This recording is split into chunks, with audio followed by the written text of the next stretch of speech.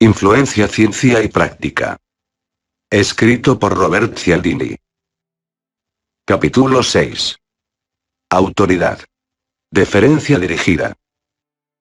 Suponga que, hojeando el periódico, ve un anuncio en el que se solicitan voluntarios para tomar parte en un estudio sobre la memoria que va a realizarse en el Departamento de Psicología de una universidad cercana. Suponga también que encuentra atractiva la idea del experimento y se pone en contacto con el director del estudio, el profesor Stanley Milgram, con quien acuerda participar en una sesión de 1 hora. Cuando llega usted al laboratorio, encuentra allí a 2 hombres. Uno es el encargado del experimento, como claramente se deduce de la bata gris que lleva puesta y del cuaderno de notas que tiene en la mano. El otro es un voluntario como usted, una persona de aspecto completamente normal. Después del intercambio inicial de saludos y bromas, el investigador empieza a explicar el procedimiento que se va a seguir. Dice que el experimento trata del efecto del castigo sobre el aprendizaje y la memoria. Para ello, uno de los participantes tendrá que estudiarse parejas de palabras de una larga lista hasta que sea capaz de recordarlas todas. Esa persona será el alumno. La tarea del otro participante consistirá en comprobar la memoria del alumno y en administrarle descargas eléctricas de intensidad creciente cada vez que se equivoque. Será el profesor. Naturalmente, a usted le inquieta un poco la información, su inquietud aumenta cuando, tras echarlo a suertes con su compañero, ve que le ha correspondido el papel del alumno. No había previsto la posibilidad de que el dolor formara parte del estudio y durante un instante considera la idea de abandonar. Pero piensa que ya habrá tiempo para ello si es necesario. Además, ¿qué intensidad pueden tener las descargas? Una vez que se ha estudiado la lista de palabras, el investigador le invita a sentarse en una silla. Le ata con unas correas y, ante la mirada del profesor, fija unos electrodos en su brazo. Más preocupado ya por los efectos de las descargas, pregunta por la intensidad de las mismas. La respuesta del investigador no es nada tranquilizadora. Le dice que, si bien pueden resultar extremadamente dolorosas, no le causarán lesiones permanentes en los tejidos. Dicho esto, el investigador y el profesor pasan a una habitación contigua, desde la cual el segundo le formula las preguntas de la prueba a través de un sistema de intercomunicación y le transmite una descarga de castigo por cada respuesta errónea. A medida que avanza la prueba, se da usted cuenta de la pauta que sigue el profesor. Le formula la pregunta y espera su respuesta a través del intercomunicador. Cada vez que usted se equivoca, le anuncia el voltaje de la descarga que va a recibir y tira de una palanca para aplicarle el castigo. Lo más preocupante es que con cada nuevo error suyo, la intensidad de la descarga aumenta 15 voltios. La primera parte de la prueba se desarrolla sin incidentes. Las descargas son molestas pero tolerables. Más adelante, a medida que usted incurre en más errores y el voltaje de las descargas aumenta, el castigo empieza a ser lo bastante doloroso como para romper su concentración, lo que da lugar a nuevos errores y a descargas más desquiciantes. Al llegar a 75, 90 y 105 voltios, el dolor le hace emitir quejidos audibles. Al alcanzar los 120 voltios, dice usted por el intercomunicador que las descargas empiezan a ser realmente dolorosas. Recibe el siguiente castigo con un gemido y comprende que no puede soportar mucho más dolor. Cuando el profesor transmite la descarga de 150 voltios, empieza usted a gritar por el intercomunicador. ¡Basta! Sáquenme de aquí, por favor. Déjenme salir. En lugar de lo que usted espera del profesor, que él y el investigador vengan a liberarlo, aquel se limita a formularle la siguiente pregunta de la prueba. Sorprendido y confuso, balbucea usted la primera respuesta que acude a su mente. Naturalmente, es errónea, y el profesor le envía una descarga de 165 voltios. Usted pide a gritos al profesor que se detenga y le deje irse. Como única respuesta recibe nuevas preguntas y las consiguientes descargas cuando su enloquecida respuesta es incorrecta. Ya no puede seguir controlando el pánico. Las descargas son tan fuertes que le hacen retorcerse y chillar. Da patadas en la pared, pide que le liberen y ruega al profesor que le ayude. Pero las preguntas siguen su curso y con ellas las temibles descargas, en abrasadoras sacudidas de 195, 210, 225, 240, 255, 270, 285 y 300 voltios. Usted se da cuenta de que no está en condiciones de contestar bien a las preguntas y le dice al profesor que no va a darle más respuestas. Todo sigue igual. El profesor interpreta su negativa a responder como una respuesta incorrecta y le envía otra descarga. La penosa situación se mantiene hasta que, finalmente, por la fuerza de las descargas, queda usted casi paralizado. Ya no puede gritar ni forcejear, pero sigue notando las terribles punzadas eléctricas. Quizás, piensa, esta total inactividad hará que el profesor se detenga. No hay razón para que el experimento continúe, pero el profesor sigue adelante implacablemente, formulando preguntas, anunciando las tremendas descargas, ahora ya superiores a 400 voltios, y accionando la palanca. ¿Cómo puede actuar así este individuo? Se pregunta usted lleno de confusión. ¿Por qué no me ayuda? ¿Por qué no se detiene? La presión de la autoridad. Para la mayoría de nosotros, la escena anterior es como un mal sueño. Para comprender hasta qué punto es una pesadilla, sin embargo, debemos tener en cuenta que muchos de sus aspectos son reales. Efectivamente, el experimento descrito lo realizó, con otros que formaban parte de la misma serie, un profesor de psicología llamado Milgram, 1974. Durante el mismo, los participantes que asumieron el papel de profesor se mostraron dispuestos a aplicar niveles de descarga intensos, continuados y peligrosos al alumno correspondiente, a pesar de las protestas, gritos y súplicas de este. Solo había un aspecto importante del experimento que no era auténtico. No se administraban descargas eléctricas. El alumno, la víctima que una y otra vez lanzaba espantosos gritos suplicando compasión y pidiendo que le soltaran, no era el verdadero sujeto del experimento, sino un actor que fingía recibir descargas. Lo que Milgram se proponía con su estudio no tenía, pues, nada que ver con los efectos del castigo sobre el aprendizaje y la memoria, sino que se refería a una cuestión bien distinta. ¿Cuánto sufrimiento están dispuestos a infligir a un inocente las personas normales cuando ello forma parte de su trabajo? La respuesta no es en absoluto tranquilizadora. En unas circunstancias que reflejan con gran exactitud las características de una pesadilla, como son las del experimento descrito, el profesor típico estaba dispuesto a causar todo el dolor que estuviera a su alcance. En lugar de ceder a las súplicas de la víctima, 2/3 partes de los sujetos del estudio de Milgram aplicaron las 30 descargas y continuaron tirando de la palanca de la última, 450 voltios, hasta que el investigador dio por finalizado el experimento.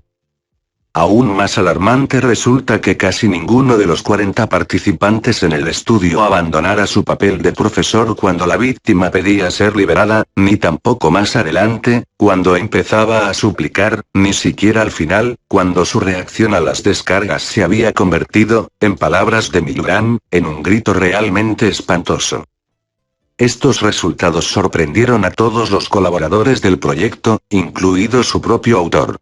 De hecho, antes de iniciar el estudio, Milgram pidió a algunos colegas, a estudiantes de los últimos cursos y a especialistas en psicología de la Universidad Yale, donde se realizó el experimento, que leyesen una descripción del procedimiento que se iba a seguir y calcularan cuántos sujetos llegarían hasta la última descarga, 450 voltios. Todas las respuestas oscilaban de forma invariable entre el 1 y el 2%. Un grupo de 29 psiquiatras, por su parte, pronosticó que solo una de cada 1000 personas estaría dispuesta a llegar hasta el final. Nadie preveía el modelo de comportamiento que iba a manifestarse realmente en el experimento. ¿Cómo se puede explicar un modelo tan alarmante? Quizás, como han apuntado algunos, tenga que ver con que los individuos fueran todos varones, grupo cuyas tendencias agresivas son bien conocidas, con que no supieran el daño que pueden causar descargas tan altas, o con que constituyeran una monstruosa colección de degenerados y disfrutaran ocasionando dolor. Existen pruebas convincentes para rebatir una por una todas estas posibilidades. En primer lugar, en un experimento posterior se constató que el sexo del sujeto nada tenía que ver con su disposición a aplicar a la víctima todas las descargas. Las mujeres que hicieron el papel de profesor se comportaron, en este sentido, igual que los sujetos masculinos del estudio inicial de Milgram. En otro experimento se profundizó en la explicación de que los sujetos no fueran conscientes del peligro físico al que exponían a la víctima. Para ello, se pidió a la presunta víctima que indicara que tenía una enfermedad cardíaca y que afirmara que las descargas le estaban afectando al corazón. Basta. Sáquenme de aquí. Ya les dije que tengo un problema cardíaco. El corazón está empezando a molestarme. No quiero seguir. Déjenme salir, pero los resultados fueron los mismos. El 65% de los sujetos, fieles a su deber, llegaron hasta la descarga máxima. Por último, se ha demostrado que la explicación de que los sujetos del experimento inicial de Milgram fuesen un grupo de excéntricos, en absoluto representativos del ciudadano medio, es asimismo insatisfactoria.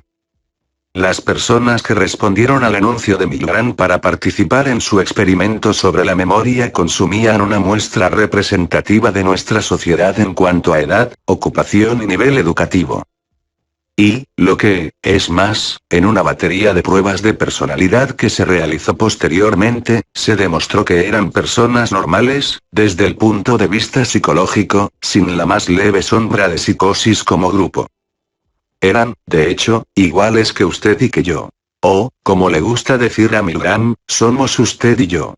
Si este autor está en lo cierto y los espeluznantes resultados de sus estudios son aplicables a nosotros, la pregunta que hay que responder adquiere un incómodo carácter personal. ¿Qué nos mueve a hacer cosas semejantes? Milgram está convencido de conocer la respuesta. Para él, guarda relación con un sentido del deber hacia la autoridad profundamente arraigado. Según Milgram, lo ocurrido en los experimentos debe achacarse a la incapacidad de los sujetos para contrariar los deseos del jefe, del investigador que, vestido con una bata de laboratorio, les urgía a que cumplieran con su deber y, si era necesario, les indicaba cómo hacerlo, a pesar de la violencia emocional y física que ello implicaba. Las pruebas en que se basa la explicación de obediencia a la autoridad de Milgram son contundentes. En primer lugar, está claro que sin las instrucciones que daba el investigador para que continuaran, los sujetos habrían puesto fin enseguida al experimento. No les gustaba lo que estaban haciendo y sufrían mucho con la angustia de su víctima. Suplicaban al investigador que les permitiese parar. Ante la negativa de este, proseguían, temblando y sudorosos, balbuceaba alguna protesta y volvían a interceder por la víctima. Apretaban los puños hasta clavarse las uñas en las palmas de las manos. Se mordían los labios. Se sujetaban la cabeza entre las manos. Algunos sufrieron incluso ataques incontrolables de risa nerviosa. Un observador ajeno al experimento inicial de Milgram describía así a uno de los sujetos. Vi cómo entraba en el laboratorio un hombre de negocios maduro y de aspecto sereno, sonriente y confiado. A los 20 minutos se había convertido en un manojo de nervios que tartamudeaba y se agitaba lleno de inquietud. Parecía estar al borde del colapso nervioso. Se pellizcaba constantemente el lóbulo de la oreja y se retorcía las manos. En un momento determinado se llevó un puño a la frente y murmuró: «Señor, haz que esto termine». A pesar de todo, siguió haciendo cuanto le decía el encargado del experimento y le obedeció hasta el final. Milgram, 1963. Junto a observaciones como esta, Milgram ha proporcionado demostraciones aún más convincentes de la interpretación de la obediencia a la autoridad para el comportamiento de los sujetos de su estudio. En un experimento posterior, por ejemplo, hizo que el investigador y la víctima intercambiasen los papeles, de forma que el primero le decía al profesor que dejara de aplicar descargas a la víctima, mientras que ésta insistía valerosamente en que el profesor continuara. El resultado no pudo ser más claro. El 100% de los sujetos se negaron a administrar nuevas descargas cuando solo era el otro participante quien se lo pedía. Idéntica constatación se realizó en otra versión del experimento, en la cual el investigador y el alumno intercambiaron los papeles, de modo que era el primero a quien se ataba a la silla y el segundo el que ordenaba al profesor continuar, a pesar de las protestas del investigador. Tampoco en este caso ninguno de los sujetos aplicó nuevas descargas. El grado extremo en que los sujetos de los estudios de Milgram cumplían las órdenes de la autoridad se constató en otra variante del experimento básico. En este caso, el profesor se enfrentaba a dos investigadores que le daban órdenes contradictorias. Uno le ordenaba que interrumpiese las descargas eléctricas cuando la víctima pedía que le dejasen libre, mientras que el otro sostenía que el experimento debía seguir adelante. Esta oposición en las instrucciones dio lugar al que tal vez haya sido el único aspecto humorístico del experimento. Con un aturdimiento tragicómico y lanzando rápidas miradas a los investigadores, los sujetos les rogaban que se pusiesen de acuerdo en la orden que debían cumplir. Esperen, esperen. ¿Qué ocurre? Uno me dice que pare, el otro que siga. ¿Qué es esto? Si los investigadores se mantenían en sus 13, los sujetos trataban de averiguar a toda costa cuál de los dos era el jefe superior. Al fallar esta ruta para la obediencia a la autoridad, los sujetos optaban finalmente por seguir su propio instinto y ponían fin a las descargas. Como en las demás variantes del experimento, difícilmente podría haberse previsto semejante resultado si en las motivaciones de los sujetos hubiera intervenido alguna forma de sadismo o de agresividad neurótica. El experimento básico, así como las variaciones realizadas sobre el mismo, está descrito con gran amenidad en la obra de Milgram Obedience to Authority, 1974. En opinión de Milgram, todos los datos apuntan hacia un fenómeno escalofriante. Es la extrema disponibilidad de los adultos para hacer casi cualquier cosa con tal de cumplir las órdenes de la autoridad. La principal constatación del estudio, Milgram, 1974. Este resultado entraña serias implicaciones para quienes se preocupan por la capacidad de otra forma de autoridad, el Estado, para conseguir aterradores niveles de obediencia por parte de los ciudadanos. 2. Nos dice algo asimismo de la acusada fuerza de las presiones ejercidas por la autoridad a la hora de controlar nuestro comportamiento. Después de saber cómo se retorcían, sudaban y sufrían cumpliendo con su deber los sujetos del experimento de Milgram, ¿puede alguien dudar de la intensidad de la fuerza que los retenía? Atractivos y riesgos de la obediencia ciega. Cuando nos enfrentamos a un factor motivador de la acción humana de tanta potencia, es natural esperar que haya buenas razones para la motivación. En el caso de la obediencia a la autoridad, una breve consideración de la organización social humana basta para obtener abundante justificación. Un sistema de autoridad jerarquizado y ampliamente aceptado constituye una inmensa ventaja para la sociedad. Permite el desarrollo de complejas estructuras para la producción de recursos, el comercio, la defensa, la expansión y el control social, que de otro modo serían imposibles. La alternativa, en el extremo opuesto, es la anarquía, un estado que no se caracteriza por sus beneficiosos efectos sobre los grupos culturales y del cual el filósofo social Thomas Hobbes asegura que nos haría la vida solitaria, miserable, desagradable, brutal y corta. En consecuencia, se nos enseña desde que nacemos a creer que la obediencia a la autoridad es buena y la desobediencia mala. Este mensaje impregna las enseñanzas de los padres, los versos que aprendemos en el colegio, los cuentos y las canciones de nuestra niñez, y está incorporado a los sistemas legal, militar y político en que nos desenvolvemos cuando somos adultos. En todos ellos se concede mucho valor a la sumisión y la lealtad hacia las normas legítimas. Las investigaciones del propio Milgram surgieron de su esfuerzo por comprender cómo habían podido participar los ciudadanos alemanes en la destrucción de millones de inocentes en los campos de concentración durante el dominio nazi. Después de poner a punto su experimento en los Estados Unidos, tenía previsto aplicarlo en Alemania, convencido de que en ese país encontraría obediencia suficiente como para realizar un completo análisis científico del problema.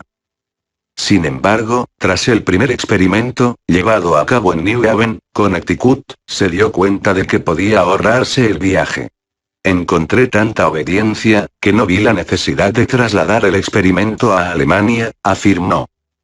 Más reveladora, quizás, de la buena disposición de los estadounidenses para someterse a las órdenes de la autoridad es la encuesta de ámbito nacional llevada a cabo tras el juicio contra el teniente William Calley, quien ordenó a sus soldados matar a los habitantes niños y ancianos incluidos de My Lai, población de Vietnam.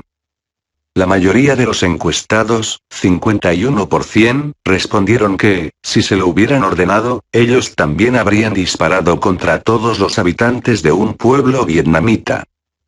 Como afirmaban los autores de la encuesta, nuestros datos indican que muchos estadounidenses no se sienten con derecho a negarse a las peticiones de la autoridad.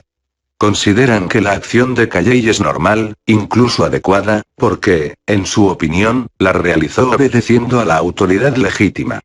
Para los resultados completos de la encuesta, véase Kellman y Lawrence, 1972. También la formación religiosa hace sus aportaciones. El primer libro de la Biblia, por ejemplo, narra cómo la desobediencia a la autoridad suprema dio lugar a la expulsión del paraíso de Adán, Eva y el resto del género humano.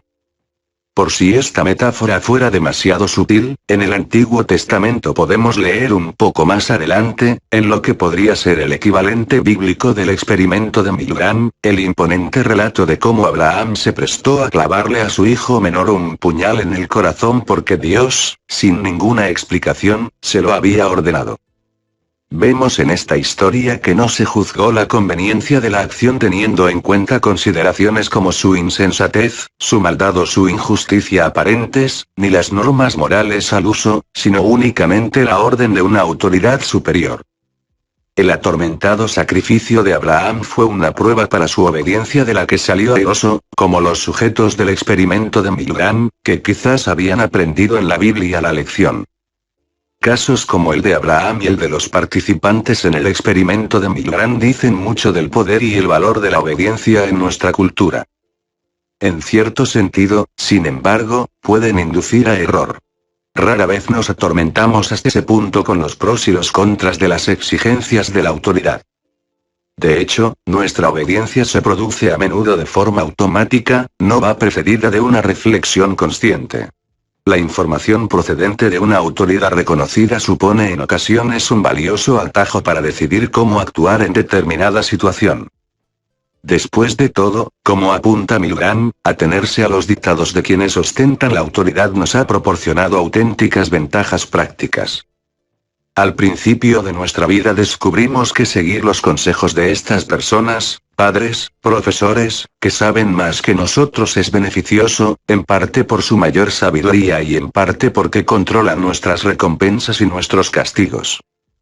Ya adultos, observamos que continúan dándose los mismos beneficios por idénticas razones, si bien los representantes de la autoridad son ahora empresarios, jueces y líderes políticos. Dado que, por sus cargos, tienen mayor acceso a la información y al poder, es sensato atenerse a los deseos de las autoridades establecidas. Es tan sensato, que a menudo cometemos de esta forma verdaderas insensateces. Se trata, naturalmente, de la misma paradoja que acompaña a todas las grandes armas de influencia. En este caso, una vez admitido que la obediencia a la autoridad es sumamente provechosa, nada más fácil que entregarse a la comodidad de la obediencia automática. Lo mejor y, al mismo tiempo, lo peor de la obediencia ciega es precisamente su carácter mecánico. Como no necesitamos pensar, no pensamos y, aunque esta obediencia irreflexiva nos conduzca la mayor parte de las veces a realizar la acción apropiada, hay notables excepciones, pues no en vano reaccionamos en lugar de pensar. Tomemos un ejemplo de una faceta de nuestras vidas en la que la presión de la autoridad es bien visible y muy fuerte, la medicina. La salud es de enorme importancia para nosotros. Por tanto, los médicos, que poseen grandes conocimientos y mucha influencia en este campo esencial, ejercen como autoridades respetadas. Además, la organización médica tiene una estructura de prestigio y de poder claramente escalonada. Las diversas clases de trabajadores de la salud conocen muy bien el nivel de sus puestos en esta estructura, y saben perfectamente que los médicos ocupan la cúspide. Nadie puede desautorizar la opinión de un médico sobre un caso, a excepción tal vez de otro médico de categoría superior. En consecuencia, existe una larga tradición de obediencia automática a las órdenes de los médicos entre el personal sanitario. Surge entonces la inquietante posibilidad de que cuando un médico comete un error claro, a nadie de rango inferior se le ocurra cuestionar su decisión, precisamente porque una vez que una autoridad legítima da una orden, los subordinados dejan de pensar en la situación y comienzan a reaccionar. Situemos este tipo de respuesta automática en el complejo medio hospitalario y los errores serán inevitables. De acuerdo con un estudio realizado por un organismo oficial estadounidense, US Healthcare Financing Administration, y solo por lo que se refiere a la medicación de los pacientes, los hospitales tienen una tasa diaria de errores del 12%, Patient Loop Doses, 1982. Las equivocaciones en la administración de medicamentos a los pacientes se deben a distintas causas.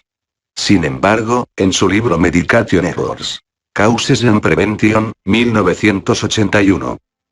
Los profesores de farmacología de la Universidad Temple Michael Cohen y Neil Davis achacan buena parte del problema a la irreflexiva deferencia que se muestra hacia el jefe de cada caso, es decir, hacia el médico encargado del paciente.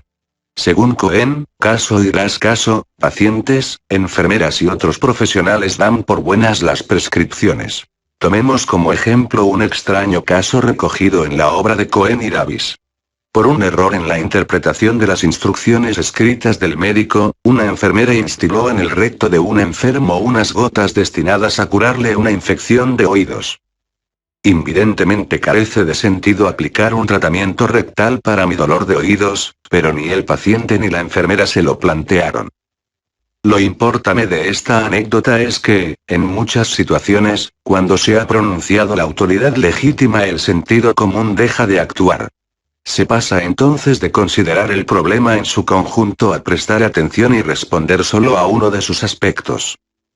Siempre que nuestra conducta se rija por principios tan irreflexivos, podemos estar seguros de que habrá un profesional de la sumisión dispuesto a aprovecharse.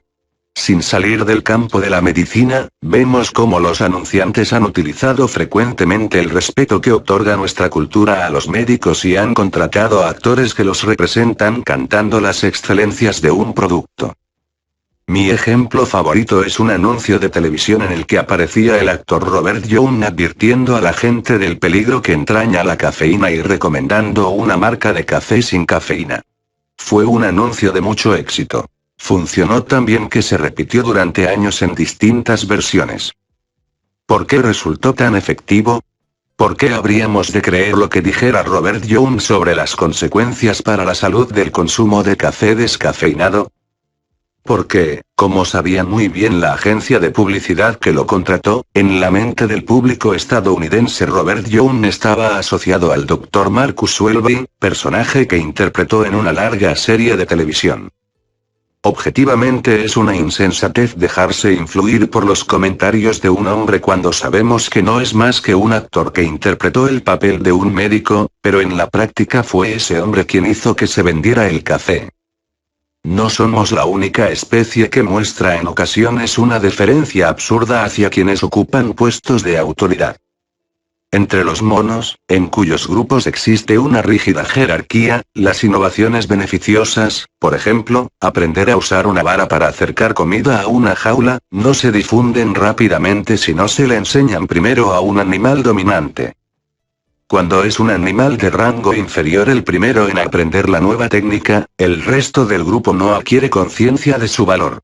Ilustra muy bien esta idea un estudio citado por Ardrey, 1970, sobre introducción de nuevos sabores en la alimentación de un grupo de simios. En una colonia de estos animales se desarrolló la afición a los caramelos introduciendo este nuevo alimento en la dieta de algunos ejemplares jóvenes con puestos bajos en la escala jerárquica. La afición a los caramelos ascendió lentamente por el escalafón. Un año y medio después, solo la compartía el 51% de la colonia y todavía no había llegado a los líderes. Contrasta esta situación con la que se dio en otro grupo de simios en cuya dieta se introdujo trigo a través del líder. El cereal, hasta entonces desconocido para esos monos, se difundió por toda la colonia en 4 horas. Connotación, no contenido. Desde la primera vez que lo vi, la característica que más me llamó la atención del anuncio de Robert Young fue la habilidad con que se usaba la influencia del principio de la autoridad sin aportar en ningún momento una autoridad real. Bastaba la apariencia de autoridad. Esto nos aclara un aspecto importante de las reacciones irreflexivas a las representaciones de la autoridad. Cuando actuamos de modo automático somos a menudo tan vulnerables a los símbolos de autoridad como a su esencia. Algunos de estos símbolos pueden desencadenar nuestra sumisión, aunque no exista la verdadera esencia de la autoridad. En consecuencia, estos símbolos son utilizados ampliamente por los profesionales de la sumisión que están escasos de esencia. Los estafadores, por ejemplo, se disfrazan con los títulos, vestidos y atributos de la autoridad. Nada les gusta tanto como aparecer con un elegante traje en un lujoso automóvil y presentarse a sus presuntas víctimas diciendo que son doctores, abogados o ingenieros. Piensan que adornándose así tienen mayor probabilidad de lograr lo que se proponen. Cada uno de estos 3 tipos de símbolos de autoridad tiene su propia historia y merece un análisis detenido. Títulos. Los títulos son, simultáneamente, los símbolos de autoridad más difíciles y más fáciles de adquirir. Conseguir un título exige normalmente años de trabajo y dedicación, pero también es posible que alguien, sin ningún esfuerzo, lo adopte como una mera etiqueta para recibir una forma de deferencia automática. Como hemos visto, los actores que aparecen en anuncios de televisión y los estafadores lo hacen constantemente y con mucho éxito. Recientemente hablé con un amigo, profesor de una prestigiosa universidad del este de los Estados Unidos, que me proporcionó una eficaz ilustración de la manera en que nuestras acciones están a menudo más influidas por el título que por la naturaleza de quien afirma poseerlo. Mi amigo viaja bastante y suele charlar con desconocidos en bares, restaurantes y aeropuertos. Dice que su larga experiencia le ha enseñado a no mencionar nunca en esas conversaciones su título de profesor. Cuando lo hace, nota que el tono de la interacción cambia inmediatamente. Tal vez refleje todavía mejor la fuerza que tienen en nuestra sociedad los símbolos de autoridad. La serie de anuncios protagonizados recientemente por una estrella de la televisión que comienzan con la frase "no soy médico, pero es el papel que represento en televisión". Personas que han sido contertulios espontáneos e interesantes durante la media hora anterior, se muestran de repente reservados, apáticos y aburridos. Sus opiniones, que antes habían dado lugar a un animado diálogo, provocan ahora largas declaraciones de conformidad, absolutamente correctas en el aspecto gramatical. Molesto y un poco desorientado por el fenómeno, porque, como él mismo dice, sigo siendo la persona con la que llevan hablando media hora, ¿no? Ahora mi amigo siempre miente al hablar de su ocupación en tales situaciones. Desde luego, resulta refrescante esta desviación de la norma clásica, por la cual ciertos profesionales de la sumisión se atribuyen títulos que en realidad no poseen. En cualquier caso, sin embargo, la falsedad pone de relieve la capacidad que tienen los símbolos de autoridad para influir en el comportamiento. Me pregunto si mi amigo el profesor, que es de estatura más bien escasa, ocultaría tan decididamente su título si supiera que, además de hacer más acomodaticios a los desconocidos, sirve para que él les parezca más alto. Varios estudios realizados sobre la forma en que afecta el nivel de autoridad a la percepción de la estatura muestran que los títulos prestigiosos provocan distorsiones en la apreciación de la talla. En un experimento llevado a cabo con 5 grupos de universitarios australianos, se presentó a los estudiantes a un visitante de la Universidad Británica de Cambridge. Pero ante cada uno de los grupos se le atribuyó un puesto en la universidad. Estudiante, ayudante de laboratorio, profesor auxiliar, profesor titular y catedrático. Cuando salía del aula se pedía a los alumnos que calculasen su estatura. Se observó que con cada incremento de nivel académico se producía un aumento de algo más de 1 centímetro en la estatura percibida por los alumnos, de forma que entre el estudiante y el catedrático había una diferencia de cerca de 6 centímetros, p. R. Wilson, 1968. Merece la pena detenerse un poco en esta interesante conexión entre nivel jerárquico y tamaño percibido, ya que se manifiesta de diversas formas. En un estudio en el que se pidió a unos niños que calculasen el tamaño de unas monedas, se constataron más errores por exceso en el caso de las monedas de valor más alto, Brunner y Goodman, 1947. Entre los adultos se producen distorsiones semejantes.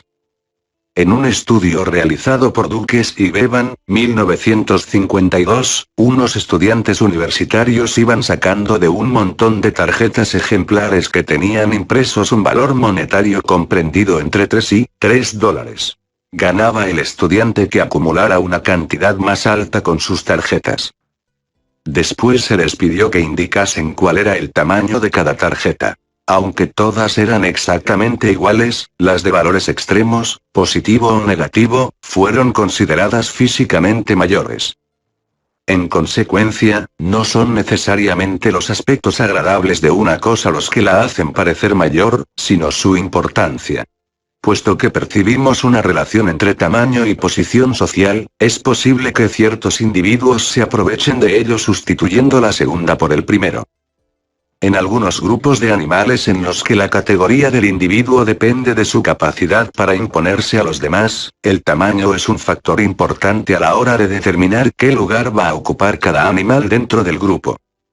En el combate con un rival, es habitualmente el animal de mayor tamaño y más fuerte el que gana. Para evitar las consecuencias perjudiciales que tienen para el grupo los enfrentamientos físicos, muchas especies emplean métodos que suelen tener más de fórmula que de lucha. Los rivales se sitúan uno frente al otro con ostentosos despliegues de agresividad, en los que siempre se ponen en juego recursos para realzar el tamaño. Algunos mamíferos arquean el lomo con el pelo erizado. Los peces extienden las aletas e inflan sus cuerpos con agua. Los pájaros despliegan las alas y revolotean. Muy a menudo basta esta exhibición para que uno de los histriónicos guerreros inicie la retirada y deje la posición de dominio a su rival, aparentemente más grande y más fuerte. Pelo, aletas y plumas. Es curioso cómo pueden explotarse elementos tan delicados para crear una sensación de peso y solidez. Podemos extraer de ello dos lecciones. Una se refiere a la asociación entre tamaño y posición social.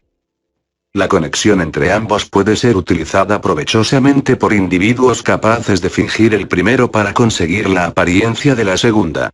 Esta es la razón por la que los estafadores, aunque tengan una estatura normal o sean más bien altos, suelen llevar alzas en los zapatos. Esta característica no es exclusiva de los animales, ni siquiera en nuestra época. Así, por ejemplo, desde 1900 ha ascendido a la presidencia de los Estados Unidos el más alto de los candidatos del partido principal en 18 de las 21 elecciones celebradas. Hay estudios que sugieren que la ventaja de estatura tiene también vigencia en las contiendas amorosas. La probabilidad de obtener respuesta femenina a un anímelo publicado por un hombre que busca compañía es mucho mayor cuando el solicitante afirma ser alto. Curiosamente, en el caso de los anuncios publicados por mujeres, no es la estatura lo que influye sobre la respuesta de los destinatarios, sino el peso. Las mujeres que afirman pesar menos reciben más correspondencia masculina. Lini Surgot, 1984. La otra lección es de carácter más general. Los signos externos del poder y la autoridad pueden falsificarse con los materiales más endebles. Volvamos al dominio de los títulos para buscar un ejemplo en un experimento que, por varias razones, es el más espeluznante que conozco. Un grupo de investigadores, compuesto por médicos y enfermeras relacionados con 3 hospitales del Medio Oeste, empezaron a preocuparse por la generalización de la obediencia mecánica de las enfermeras a las instrucciones de los médicos. Pensaban que ni siquiera las enfermeras mejor preparadas y más cualificadas utilizaban en suficiente medida sus recursos para comprobar el dictamen médico. En lugar de ello, cuando se encontraban ante las instrucciones de un doctor se limitaban a atenerse a ellas. Ya hemos visto este proceso anteriormente, al recordar un caso de administración errónea de gotas para el oído. Pero los investigadores del Medio Oeste fueron más lejos. En primer lugar, querían averiguar si estos casos eran incidentes aislados o respondían a un fenómeno más amplio. Además, deseaban analizar el problema en el contexto de un error grave de tratamiento, prescripción de una dosis excesiva de un fármaco no autorizado a un paciente del hospital. Por último, querían ver qué ocurría si suprimían físicamente la imagen de autoridad de aquella situación y la sustituían por una voz desconocida que, dando instrucciones a través del teléfono, no ofreciera más que una prueba muy endeble de autoridad. La atribución del título de doctor. Uno de los investigadores efectuó 22 llamadas idénticas a otros tantos despachos de enfermeras de diversos departamentos hospitalarios, cirugía, pediatría y psicología. En todas ellas afirmó ser un médico del hospital y encargó a la enfermera que contestó el teléfono administrar 20 mg de determinado medicamento a un paciente de la sala. Había 4 razones excelentes para que la enfermera fuera muy cauta con esta orden. 1. La prescripción se había realizado por teléfono, lo que suponía una clara transgresión de las normas del hospital.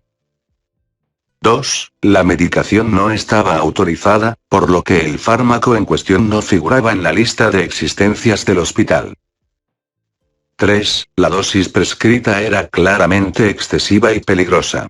En los envases del producto se indicaba que la dosis máxima diaria no debía exceder de 10 mg, es decir, la mitad de lo ordenado. 4. La instrucción procedía de un individuo desconocido para la enfermera, con el que ni siquiera había hablado antes por teléfono. A pesar de todo, en el 95% de los casos la enfermera se dirigió inmediatamente al botiquín y preparó la dosis que se le había encargado, pasando a continuación a la habitación del paciente para administrársela. Era en ese momento cuando un participante en la investigación la detenía y le revelaba la naturaleza del experimento. O'Flynn, Brodsman, Dalrymple, Graves y Pierce, 1966. Los resultados son decididamente aterradores. Que el 95% de un grupo de enfermeras profesionales siguieran sin titubeos una instrucción de este tipo, tan claramente inadecuada, es un serio motivo de preocupación para todos los potenciales pacientes hospitalarios. Teniendo en cuenta la tasa diaria de error en la medicación en los hospitales estadounidenses, que, como ya señalamos anteriormente, se sitúa en torno al 12%, es muy probable que los pacientes que permanezcan internados más de una semana se vean afectados por el problema. Lo que se constata en el estudio que acabamos de describir es que los errores no se reducen a deslices triviales en la administración de unas inocuas gotas para el oído, sino que abarcan también peligrosas equivocaciones. Al interpretar los inquietantes resultados, los autores de la investigación llegaron a una conclusión muy instructiva. En una situación real equivalente a la del experimento, se habría contado, en teoría, con la inteligencia de 2 profesionales, el médico y la enfermera, para garantizar que el procedimiento seguido fuera beneficioso para el paciente o, en el peor de los casos, no fuera perjudicial. Pero el experimento indica que, a efectos prácticos, una de esas 2 inteligencias es inoperante. O'Flynn y Coles. 1966. Parece que, ante las instrucciones de un médico, las enfermeras desconectaron su inteligencia profesional y pasaron a una forma de respuesta automática. Ni su considerable formación médica ni sus conocimientos intervinieron en la decisión sobre lo que debían hacer. Dado que la obediencia a la autoridad legítima había sido siempre la acción predilecta y más eficaz en su ambiente de trabajo, se abandonaron a la obediencia automática. Es muy instructivo que fueran tan lejos en esa dirección como para que su error se produjera en respuesta, no a la verdadera autoridad, sino al símbolo de esta más fácil de falsificar. Un simple título. Otros datos recogidos en el trabajo de O'Flynn y Coles, apuntan la posibilidad de que las enfermeras no sean conscientes de hasta qué punto influye en sus opiniones el título de doctor. A un grupo de 33 enfermeras, en formación y tituladas, se les preguntó qué habrían hecho ellas en la situación del experimento. En contraposición con los resultados reales, solo 2 afirmaron que habrían administrado la medicación prescrita. Tan preocupantes tal vez como la deferencia mecánica concedida a individuos cuyo título indica autoridad, son las muestras de resistencia mecánica a las ideas de individuos cuyos títulos sugieren escasa autoridad. En el campo de las publicaciones universitarias, los psicólogos Douglas Peters y Stephen Ceci, 1982, llevaron a cabo un estudio muy revelador. Tomaron 12 artículos que habían sido publicados de 18 a 32 meses antes por especialistas de prestigiosas universidades y, cambiándoles únicamente el nombre y los datos de los autores, que eran sustituidos por los de los miembros de un grupo ficticio, Centro Tribal y de Potencial Humano, volvieron a enviarlos en forma de manuscrito a las revistas que los habían publicado.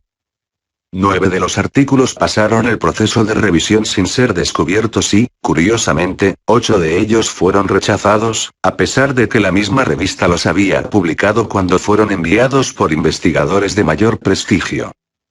Un experimento similar, aunque no de carácter científico, es el realizado por un popular escritor, que copió a máquina la novela Steps, de Jerzy Kosinski, y envió el manuscrito a 28 agencias literarias y editoriales 10 años después de que se hubieran vendido 500.000 de ejemplares del libro, que además había recibido un premio literario de carácter nacional.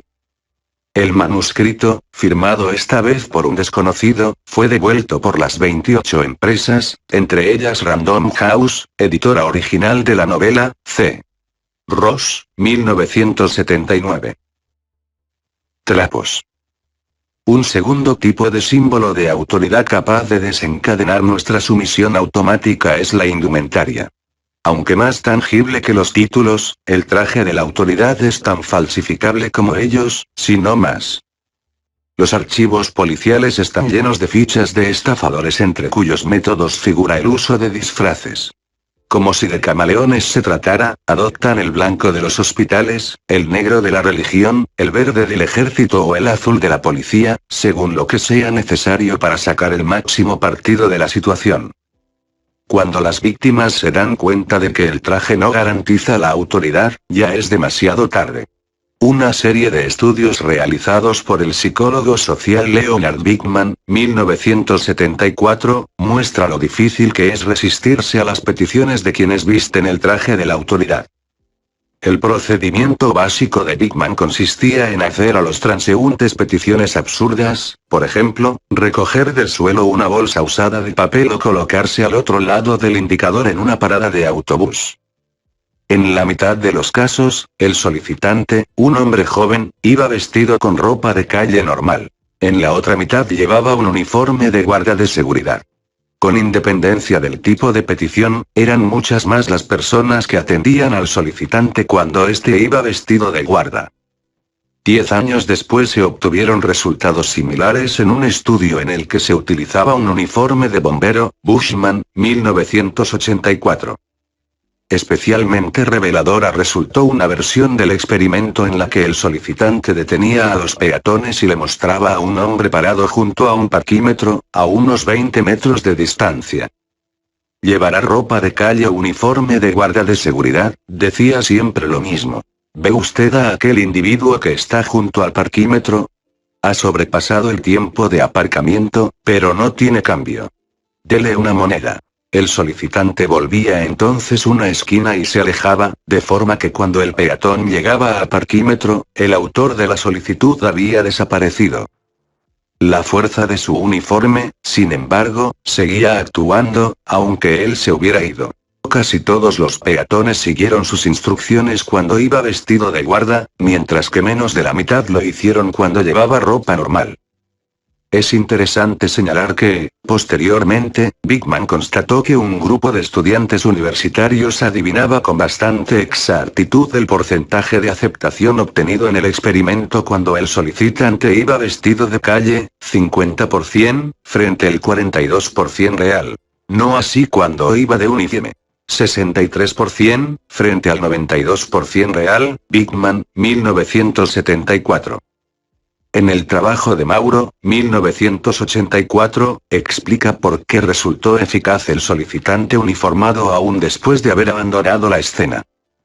Un grupo de observadores calificó como más honrados, mejores, más inteligentes y más serviciales a los agentes de policía con el uniforme tradicional que a los que iban vestidos de paisano, americana pantalón, en el experimento. De connotaciones menos evidentes que un uniforme, aunque muy efectivo, es otro tipo de indumentaria que tradicionalmente ha indicado autoridad en nuestra cultura. El traje bien cortado del hombre de negocios. También él es capaz de provocar una eficaz forma de deferencia por parte de personas totalmente desconocidas. En un estudio realizado en Texas, por ejemplo, los autores del experimento hicieron que un hombre de alrededor de 30 años, transgrediendo las normas, cruzara una calle en varias ocasiones con el semáforo rojo. La mitad de las veces llevaba un traje recién planchado, con corbata. La otra mitad, un pantalón vaquero y una camisa. Los encargados del experimento, apostados a cierta distancia, contaron el número de peatones que estaban esperando para cruzar y siguieron al transgresor. Como niños de Amblin, un número 3,5 veces superior de personas se aventuró a atravesar la calle detrás del imprudente bien trajeado, Lefkowitz, Blakey Mouton, 1955. En este caso, sin embargo, la magia no estaba en su flauta sino en su ropa. Es de destacar la habilidad con que se combinan los dos tipos de indumentaria que, según los estudios mencionados, ejercen influencia, el uniforme de guardia de seguridad y el traje de caballero, en el denominado timo del inspector de banco. Aunque su víctima puede ser cualquiera, esta estafa se emplea preferentemente con ancianos que viven solos. Todo empieza cuando un individuo vestido con traje, chaleco y corbata, llama a la puerta de la probable víctima. Su indumentaria indica buena posición y respetabilidad. Lleva una camisa almidonada y unos zapatos relucientes. El traje, de grueso paño aún en el mes de julio, es de corte clásico, sin ninguna concesión a la moda, y colores apagados. Azul oscuro, gris marengo, etc. Explica a su presunta víctima, tal vez una viuda a la que ha seguido desde el banco 1 o 2 días antes sin que ella se diera cuenta, que es inspector profesional de su banco y que al revisar los libros ha descubierto posibles irregularidades. Cree tener identificado al culpable, un empleado que supervisa habitualmente los informes de movimientos de determinadas cuentas. Le dice a la viuda que su cuenta puede ser una de ellas, pero que no puede estar seguro mientras no tenga pruebas palpables. Por eso ha venido a solicitar su cooperación.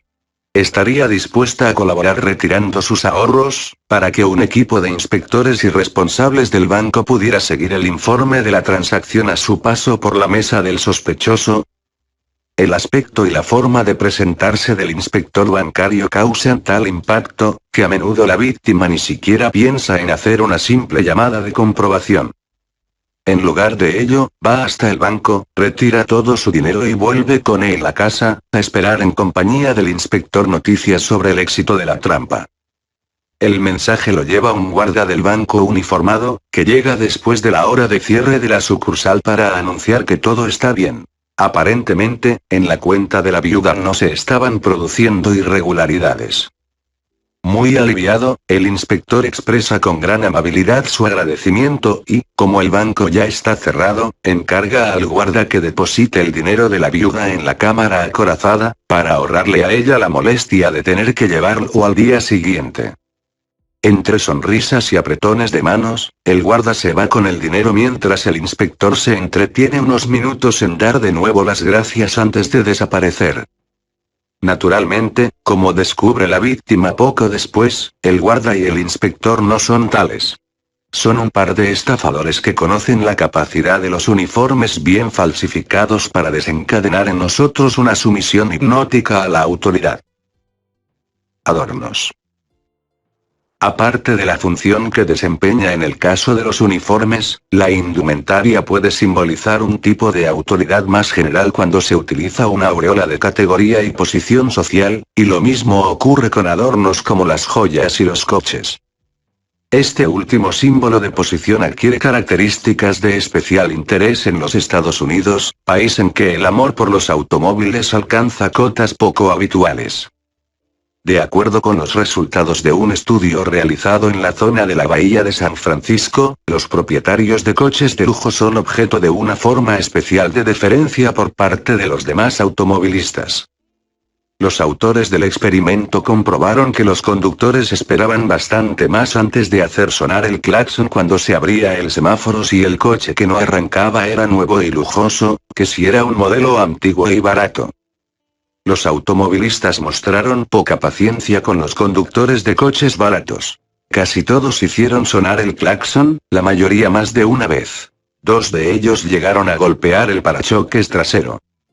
Tanto intimidaba el aura del automóvil de lujo, por el contrario, que el 50% de los conductores esperaron en respetuoso silencio, sin hacer sonar el claxon, hasta que arrancó. Dobby Gross, 1968. Los autores del experimento preguntaron después a un grupo de estudiantes universitarios qué habrían hecho ellos en esa situación. En comparación con los datos reales del experimento, los estudiantes calcularon muy por debajo el tiempo que habrían tardado ellos en hacer señales acústicas al coche de lujo. Los varones se quedaron especialmente cortos en sus estimaciones. Creían que harían sonar antes el claxon detrás de un coche de lujo que, de un utilitario, mientras que el estudio demostraba precisamente lo contrario. Conviene señalar la semejanza de este modelo con el de muchos otros trabajos de investigación sobre la presión de la autoridad. Al igual que en el estudio de Milgram o en el de las enfermeras del Medio Oeste, y en el experimento del uniforme de guardia de seguridad, los entrevistados no fueron capaces de predecir correctamente su reacción ni la de otros a la influencia de la autoridad. En todos los casos se calculó muy por debajo de la realidad el efecto de dicha influencia.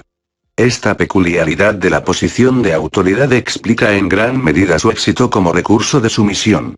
Además de actuar enérgicamente sobre nosotros, ejerce su acción de forma imprevista. Mecanismos de defensa. Una táctica de protección que podemos utilizar frente a la posición de autoridad consiste en privarla del factor sorpresa. Puesto que habitualmente no alcanzamos a percibir el profundo impacto que tiene la autoridad, y sus símbolos, sobre nuestras acciones, no estamos suficientemente precavidos contra su presencia en las situaciones de sumisión. Una forma fundamental de defenderse frente a este problema consiste, por tanto, en adquirir conciencia del poder de la autoridad.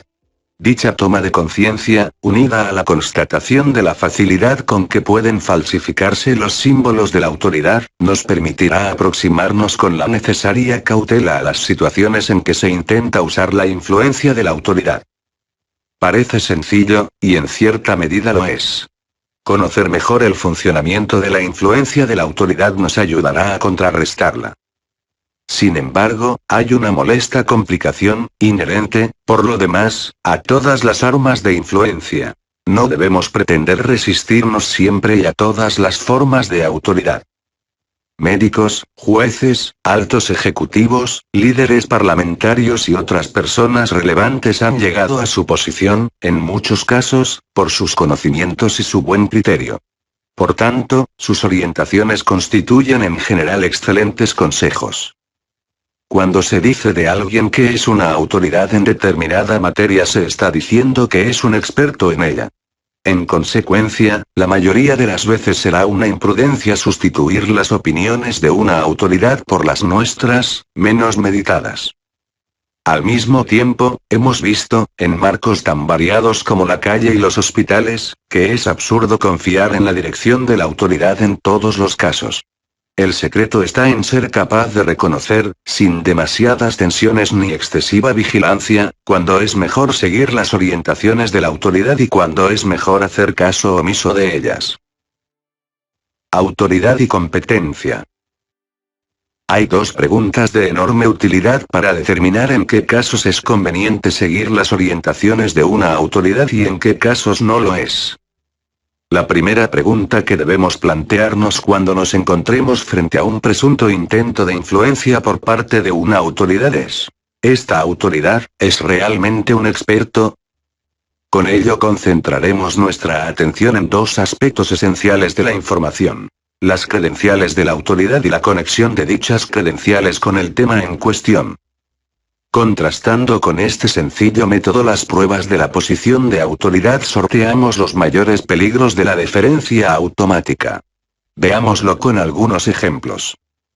Analicemos desde esta perspectiva el anuncio de café de Robert Young que tanto éxito tuvo. Si, en lugar de responder a la asociación del actor con el Dr. Marcus Welby, los espectadores se hubieran concentrado en la posición real de Robert Young como autoridad, estoy seguro de que el anuncio no habría funcionado tan bien ni se habría mantenido tanto tiempo. Evidentemente, Robert Young no posee la formación ni los conocimientos de un médico. Todos lo sabemos. Lo que sí poseía, sin embargo, era un título de médico, si bien se trataba de un título carente de significado, que asociábamos mentalmente con el actor porque era el papel que interpretaba. Todos lo sabemos, pero es sorprendente la escasa atención que prestamos a lo evidente cuando comenzamos a responder de forma automática. La pregunta: ¿esta autoridad es realmente un experto? Es tan valiosa precisamente porque desplaza nuestra atención hacia lo evidente.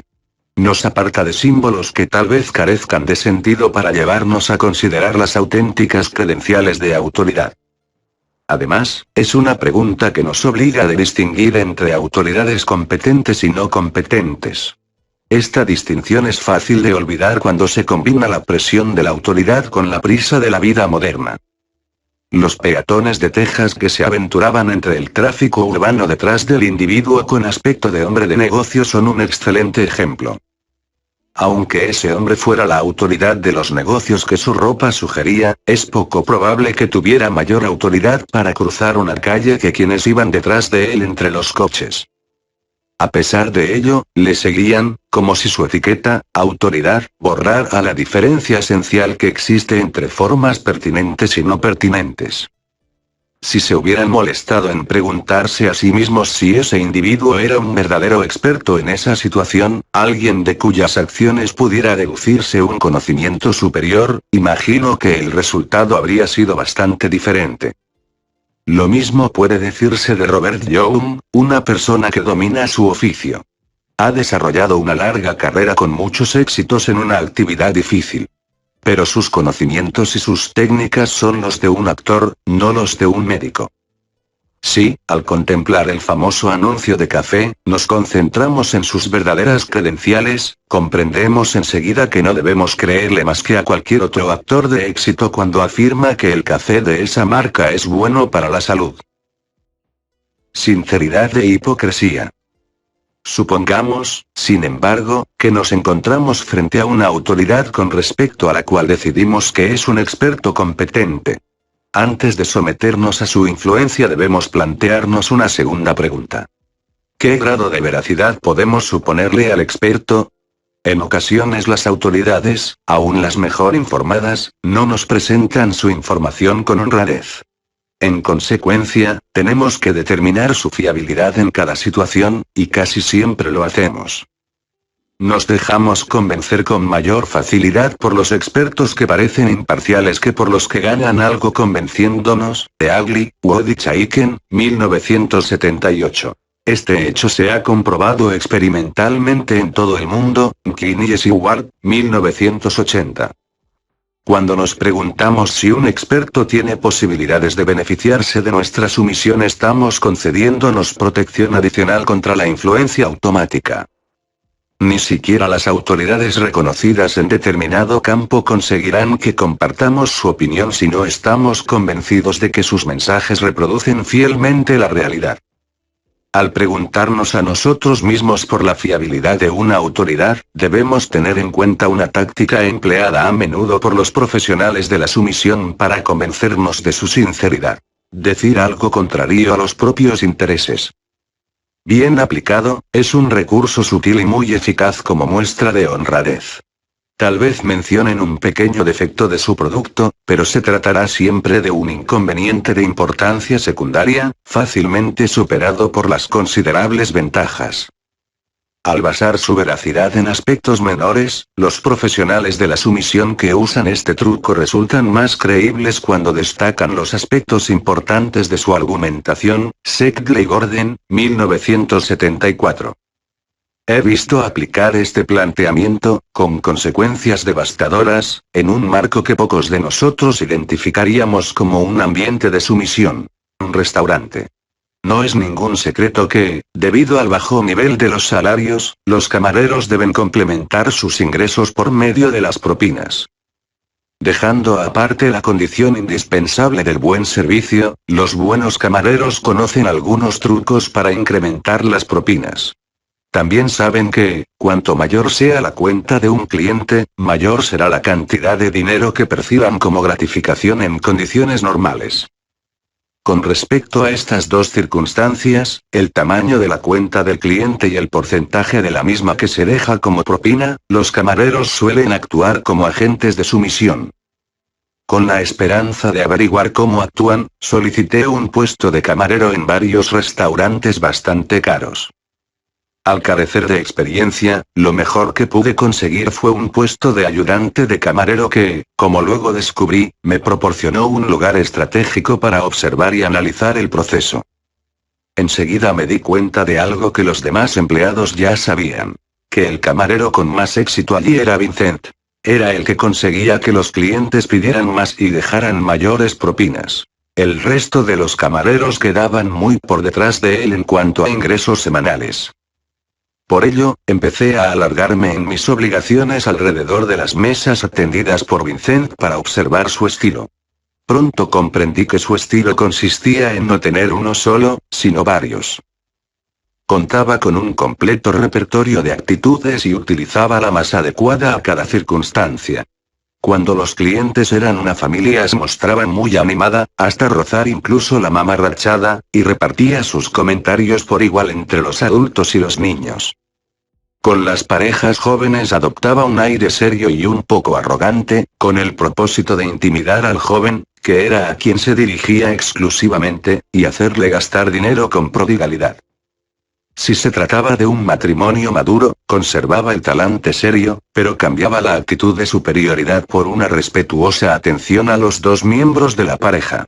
Cuando un cliente cenaba solo, Vincent se inclinaba por el estilo amistoso. Cordial, locuaz y cálido. El truco de aparentar que actuaba en contra de sus propios intereses lo reservaba Vincent para las cenas de grupos de más de 8 personas. Su técnica tenía tintes geniales. En el momento de anotar los platos elegidos por el primer comensal, generalmente una mujer, daba comienzo a su actuación. Fuera cual fuera la elección del cliente, Vincent reaccionaba siempre de idéntica manera. Fruncía el entrecejo, dejaba la mano suspendida sobre el bloc y, tras mirar de soslayo al jefe de comedor, se encorvaba sobre la mesa para decir, en tono de conspiración, pero perfectamente audible por todos los comensales: me temo que ese plato no está esta noche tan bien como es habitual. Permítame recomendarle estos otros. Vincent sugería entonces 2 platos de la carta un poco menos caros que el elegido por el cliente. Están excelentes esta noche. Con esta sencilla maniobra, Vincent ponía en juego varios principios de influencia importantes. En primer lugar, aún los comensales que no aceptaban sus sugerencias pensaban que Vincent les había hecho un favor al ofrecerles información valiosa para elegir la cena. Todos se sentían agradecidos y, en consecuencia, la regla de la reciprocidad actuaría a favor del camarero llegado al momento de fijar su gratificación. Además de elevar el porcentaje de su propina, la maniobra de Vincent lo colocaba en una posición favorable para aumentar el tamaño de la cuenta de esa cena. Lo consolidaba como autoridad en los secretos de la casa. Sin duda él sabía qué estaba bien y qué no lo estaba tanto esa noche. Finalmente, y es aquí donde interviene la apariencia de actuar contra los propios intereses, demostraba que era un informador fidedigno, puesto que recomendaba platos un poco menos caros que el elegido inicialmente. Parecía que, en lugar de tratar de llenarse el bolsillo, se preocupaba sinceramente por los intereses de los clientes. A juzgar por las apariencias, era una persona bien informada y honrada, combinación que le daba una enorme credibilidad. Vincent no tardaba en explotar las ventajas de su imagen. Tan pronto como los comensales terminaban de elegir la comida, les decía: muy bien. ¿Me permiten que les sugiera un vino adecuado para los platos que han elegido? Tuve ocasión de observar esta misma escena casi todas las noches y la reacción de los clientes era muy parecida. Sonrisas y muestras generales de asentimiento. Desde mi puesto de observación privilegiado podía incluso leer en sus rostros lo que pensaban. Claro, parecían decir, usted sabe que es lo mejor y evidentemente está de nuestra parte. Díganos lo que debemos tomar. Con aire satisfecho, Vincent, que conocía muy bien la carta de vinos, respondía con una selección excelente, y bastante cara. Igual de convincente resultaba a la hora de elegir los postres. Clientes que de otra forma no hubieran tomado postre o lo hubieran compartido con algún amigo, se decidían por una ración completa tras las encendidas descripciones que hacía Vincent de la tarta de la casa o el pastel de chocolate. Después de todo, ¿hay alguien más creíble que un consumado experto de sinceridad probada? Combinando dos factores, reciprocidad y autoridad creíble, en una única y elegante maniobra, Vincent conseguía incrementar sustancialmente tanto el porcentaje de su propina como la base sobre la que se calculaba. Los ingresos que conseguía con este truco eran considerables. Conviene señalar, sin embargo, que gran parte de esas sumas procedían de una aparente despreocupación por el beneficio personal. Aparentar que actuaba en contra de sus intereses financieros era una forma excelente de servir a esos intereses. En resumen, por tanto, cuando nos enfrentamos a un intento de influencia de la autoridad, lo mejor es que nos preguntemos qué pruebas reales, no simbólicas, existen de que la presunta autoridad sea un experto competente. Aun cuando estemos convencidos de la autenticidad del experto, debemos poner asimismo en tela de juicio su fiabilidad para la situación de que se trate. En cuanto a este segundo aspecto, deben despertar nuestras sospechas los profesionales de la sumisión cuyas declaraciones son en apariencia contrarias a sus propios intereses. Esta misma estrategia puede emplearse también con buenos resultados en otras numerosas situaciones. Así, por ejemplo, en un trabajo experimental se descubrió que las cartas de recomendación enviadas a los directores de personal de algunas grandes empresas daban mejor resultado cuando contenían alguna observación poco lisonjera para el candidato, siempre en un contexto de comentarios concretos plenamente positivos. Nonce, 1983. Si el contenido te gustó, te agradecería que lo compartas con tus amigos y conocidos que creas puedan interesarse en este tema. Por otro lado, si deseas este libro lo puedes encontrar en tu librería favorita o de manera digital en el sitio web amazon.com, para lo cual te dejaré un enlace en la descripción. Recuerda suscribirte al canal para estar atento a nuevo contenido relacionado. Muchas gracias por tu atención y nos estaremos encontrando en un próximo vídeo del canal. Cuídense y hasta la próxima.